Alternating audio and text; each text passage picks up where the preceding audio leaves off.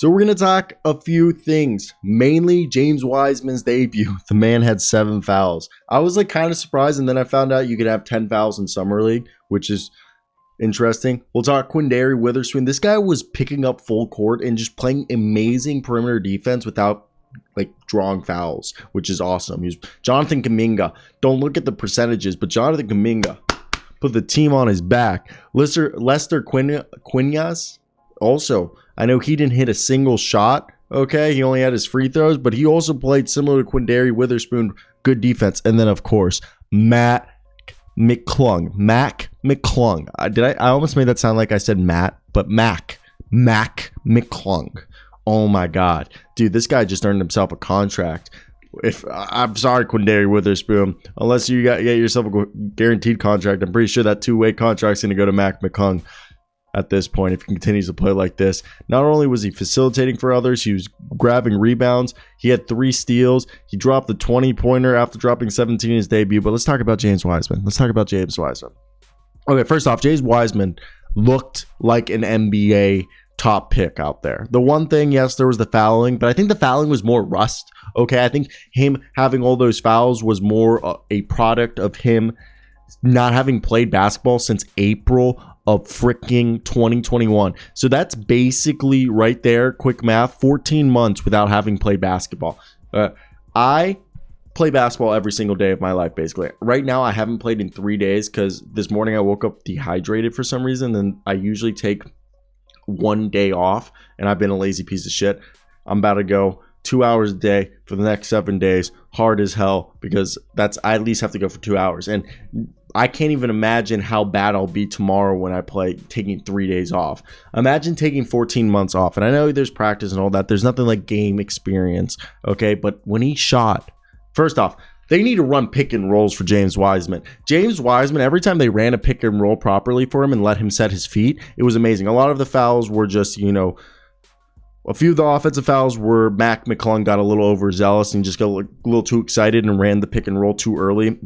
And James Wiseman got an offensive foul for not having his feet set. And then on defense, it was just rotation things, him just getting too excited, it felt like, and it just getting back into the groove of things. Okay. But James Wiseman, dude, there was multiple plays where he had that, obviously the alley-oop dunk that he caught. I think Gaminga threw it up. But there was other pick and rolls where he got the pick and rolls, got inside the paint, just hook shot it or went in there, and just very efficient, very like a surgeon, okay? Like a surgeon, I made it through. Weird Al Yankovic? Any of you guys? Okay.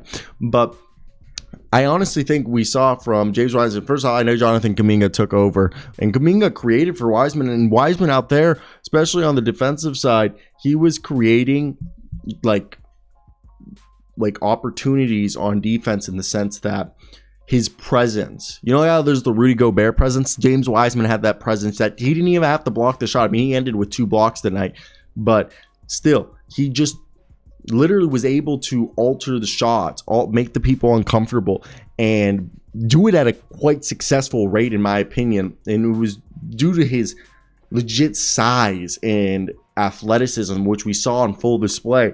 And just imagine how good Kevon Looney was for the Golden State Warriors. Imagine now James Wiseman fully healthy. That is going to be fun to watch, okay? And this is the other thing. When you look at a guy like James Wiseman, I know tonight, it just went quiet, I bet you. But tonight, okay, I accidentally hit like the volume on my microphone. But tonight he attempted a 3-pointer and he made the 3-pointer. Oh my God. James Wiseman shooting 3-pointers and hitting them. James Wiseman being a shooter for this team. They can go 5 out. Just imagine that. The whole problem with James Wiseman, the whole conundrum was, how are you going to use him because he's going to clog and mess up the spacing on the floor. But now James Wiseman. And the other thing is, we saw multiple times he was out on the perimeter and he was still able to crash the board. Yes, he only had 2 rebounds, but he did at sometimes look like he was doing the right job, fundamentally boxing people out.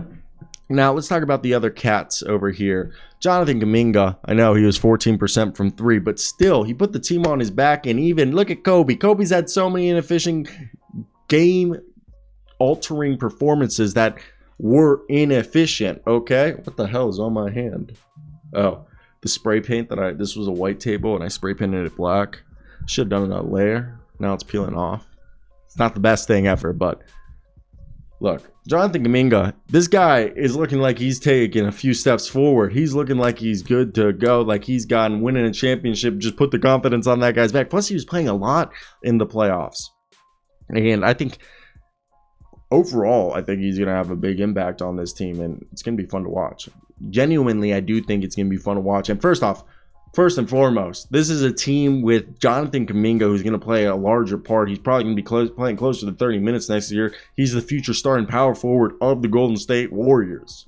He's going to be the guy who replaces Otto Porter, arguably, in the rotation, and I think also takes some of those Gary Payton II minutes. Now, Quandary Weatherspoon, as much as I love Quandary Weatherspoon, and I hope he has a role on this team, Mcclung, baby. I mean, Quandary Weatherspoon, you played great. You had 11 points. You had a few rebounds, a few assists, a steal. You played great, buddy. Also, you did great perimeter defense. Didn't draw any fouls playing. Great perimeter defense. You really worked hard.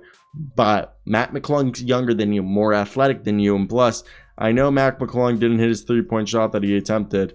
Mcclung almost won MVP last year of the G League. Mcclung changed his game. They told him, he went like, okay, how do I become an NBA player? They're like, you can't be that scoring guy that you want to be, that you were known for on the YouTube highlight reels of you in high school. No, you got to be, yes, you can score if the opportunity presents itself like it did tonight. You had so many baseline driving reverse layups. Those are my favorite. That's what I'm known for when I play.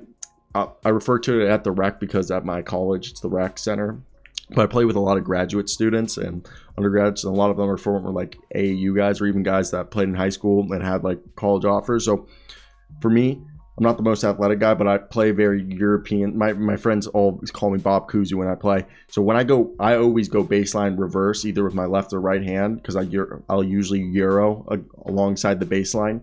And similar to Mcclung, except he added this like whole swivel thing. I'm more finesse, like if I always keep my hand on the outside. So like if I'm dribbling, coming from the left, I dribble with I'll switch from my right to my left and I'll finish with my left. Or if I'm coming from the right side, I'll finish with my right, because that way my outside arm is near the out of bounds, so no one's going to come behind me. It's harder to block. And Mcclung was doing all that. It's just a craft that you could see Mcclung master. And it was just so much fun to watch. And then we had also Guy Santos. The hype around him has quieted down, we could say, a bit. But I hope you guys did enjoy this video. I made it to 8 minutes, so suck my dick.